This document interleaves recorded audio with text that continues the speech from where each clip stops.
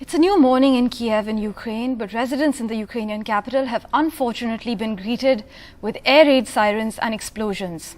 For days, as Moscow's forces have laid siege to Ukrainian cities, the fighting has thwarted attempts to create corridors to safely evacuate civilians. Now, as the United States leads a Western assault on Moscow's economic lifeline, banning imports of Russian oil, Admiral Michael S Rogers joins us for a quick comment. He's the former chief of the National Security Agency in the United States and the former commander of the US Cyber Command. Admiral, I'd like to dive right in and ask you straight up. Leading US experts have gone on record to say the humanitarian corridors created by Russia are somewhat of a joke. Do you think a peaceful resolution can still be chalked out? Is a peaceful solution still on the radar as far as the crisis is concerned?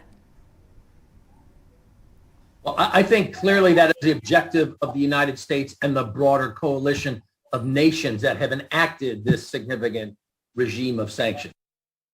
But Admiral, do you believe the US has learned significant lessons from Afghanistan as far as meddling in geopolitics is concerned globally?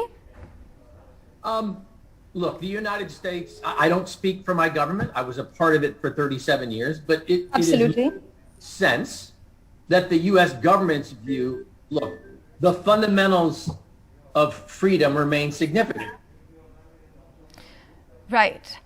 In the first days of the war in Ukraine, Russia's performance was notoriously and unexpectedly underwhelming, some would say.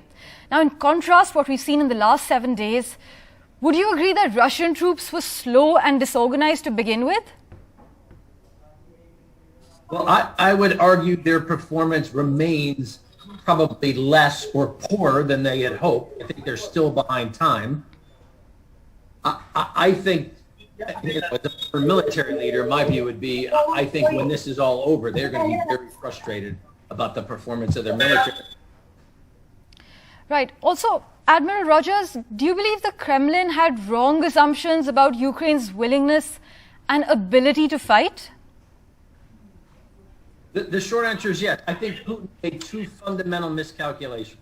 The first, he underestimated Ukrainian capability and their willingness and resolve to fight and contest this invasion. I don't think he believed coalition would either be created or sustained. Right. Russians can see for themselves that their country is increasingly isolated.